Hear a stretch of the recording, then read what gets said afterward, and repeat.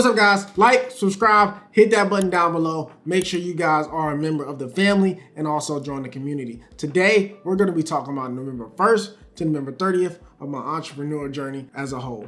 Today, in this month in general, has been a very long month, very diverse and very effective when it comes to getting things done. I chose to take the beginning of the month mainly for just strategizing, planning, and making sure everything is good. Now, I'm gonna be completely honest because this whole channel is about being honest. This month was very difficult for me, and there was a lot of struggles when it comes financially, emotionally, and even physically when I was working out. It's a lot of struggles that come with being an entrepreneur, but the main thing about that is taking on those struggles and growing from them, putting in more risk to get out more reward, and taking on more responsibilities and accountability. Now, I want to preface this one point from right now, give me like 2 minutes to let you guys know about it. Mainly, it's about team building. When you're starting a company, the main thing I want you guys to focus on is building your team and, of course, making money. We all want to make money, but if you don't have a good team, you don't make as much money as you can. And I used to think, even when I first started, I used to think, these guys are tripping. I don't even know how to make money. And they telling me that I gotta build a team, I gotta do this, I gotta do that, and I gotta do that. And none of those things that these gurus was telling me was about building money. It was about making it. Like, how am I gonna pay a team if I don't have the money to pay a team? Most of you guys are probably starting off as an entrepreneur. You don't got no money. You barely make sales, and you online trying to sell something, and you barely have enough sales to even have one person on your team. So you're hiring anybody that you can find that's a family member to try to get your business going, but you don't have enough money to pay them. Look, man, I get it. I completely understand. The main part about being an entrepreneur is business, but I'm gonna preface this one more time. If you have a team, even if it's family members, make sure you're either taking care of them financially, but it always doesn't have to be financially, or you're making sure you're taking care of them when it comes to building their dreams and their goals. You have to remember, everyone doesn't have the same goal as you. And if they do, it's a goal for themselves to progress and for you to progress at the same time. So sit down with your partners in business and make sure you guys align on those goals. And if they say they don't have any goals, make sure you do your best to make sure their life is improving and you can impart knowledge on them for them to improve. The main thing about being a leader is not yelling and not trying to tell. Most people think being the leader is telling people. Now, I'm not coming up here in a point of teaching you guys anything. I'm just giving you guys my experience of what I've done being an entrepreneur and how my first year when it comes to managing an 82-person team and managing my own cleaning company that has a lot less employees, but still managing those employees. Leading comes from a form of being vulnerable and comes from a form of doing what you want to see. Because most of you guys, I'm telling you, you build companies and you expect everybody to work as hard when you're not working hard. But since you're paying them, you expect them to work harder than you are willing to work for your own company. And especially when you guys start making a little bit of money, and I can even attest to this myself, when you start making a little bit of money, you start working as hard. Yes, but you expect other people to work harder just because you're giving them a paycheck. This is not how the world works. This is not how society works, and you guys have to understand that, and I have to understand it as well, coming from a point of past to present. Just because you're giving somebody money to do something doesn't mean that they're gonna work as hard. If somebody gave you $1 million to dig a ditch, you will probably dig that ditch with passion, but you wouldn't dig that ditch the same as the person that's giving you the million, because if you would, he wouldn't have gave you the $1 million to do it, right? But you can't expect everybody to want to build your business like you want to build your business, because they only know how to dig a ditch. They don't know that you want stairs in your ditch so it can lead up to the promised land. They don't know that you want to build sandcastles and everything. You want to fill it up with gravel. Like, they don't know all the things that you want to do. So you got to impart, which is a part about being a leader. Do the things that you want to see in your company. I digress. Forget that. Let's get back to the main point when it comes to what I think will help you guys and what I've learned from this month, November 1st to November 30th of being an entrepreneur. Sales is important. I learned this from Layla Hermosi. You guys should probably check her out. I'll link her and her husband's channel down below. Check them out. They're good, especially when it's starting entrepreneurship. They're good at trying to teach you what you need to know and what you need to do to kind of sort of build your business. So let's start with sales.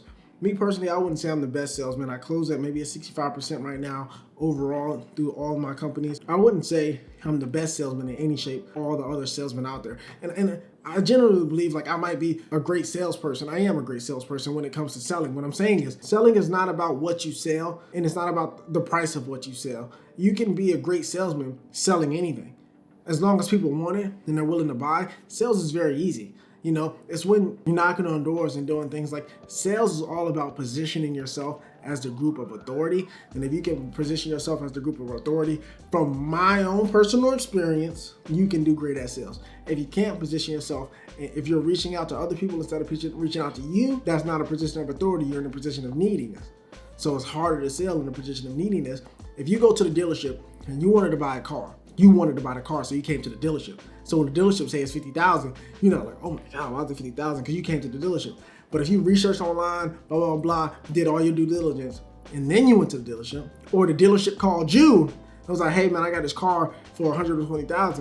You can be like, why would you call me about your $120,000 car? I don't know you, I don't want it. Click. But if you looked up online, I want a $120,000 car, and you call the car dealership, when the car dealership says $120,000 and they say there's a $20,000 down payment, you can be like, oh, okay, cool, I expected that. Position of authority, position of neediness. Always try to come from a position of authority. Just in my own personal experience, there's a lot of cold calling guys out there, cold emailing guys out there, and all these other things that you guys do. I'm not knocking it. Go ahead and get it done. If that's what makes you money, that's what makes money.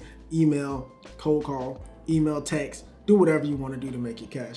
My own personal experience, it's a lot easier to warm lead, hot lead than it is to stay in cold lead. And the reason why I'm saying this to you guys isn't to say like what type of sales you do matters. What I'm telling you is if you run a company, you should figure out how you can get as many hot leads in that door as possible, because you need to make more money. Because if you don't make money, the company dies. So if you have a whole bunch of hot leads, you can make a whole bunch of money. And then when you get a whole bunch of salespeople or a few salespeople, then you can start, once you exhaust those hot leads, you can start exhausting those warm leads. And after you're exhausting the hot ones and exhausting the warm ones, then you can go down to just doing cold when it matters. After you exhaust your hot leads, your warm leads, then you go to your cold leads. From my personal opinion and from my personal experience, that's what I suggest you guys do, especially when building a company, even if it's a service business, and especially if it's a service business.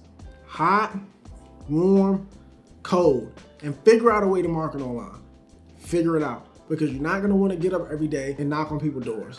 You're not gonna wanna get up every day and shoot out flyers. You're not gonna wanna get up every day and go deal with property managers and property management companies. You're just not.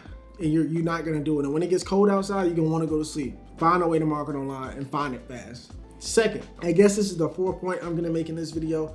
Try to risk to get some reward, but don't risk it all. Man, look, I get everybody that's like risk it all, risk a biscuit, you know, do everything that you can, because if you risk 100% of nothing, you still have, I get all of these things that everybody says. Try to figure out what you're willing to risk and risk that, and build up your risk tolerance so you can risk more with a better understanding. It's like informed intelligence and an informed decision. If you guys just make stupid decisions, you're not smart from the stupid decision working out. You're actually very not smart. You just got the decision that happened to help you. If you make an informed decision and you know the consequences if it doesn't work out, and it ends up working out, now you have some intelligence behind you. That's called intelligence and strategic planning. You guys cannot run a company, because imagine if you got 100 employees and you just try to risk the biscuit every day and you lose all 100 employees. That's their livelihoods and their jobs, and you got grandma, grandpas, moms, sons, fathers, and dads, and everybody in that company, and you trying to risk the biscuit every day, and it all falling. Inform risk, understand risk management, and if you don't understand it, pay somebody to teach you it.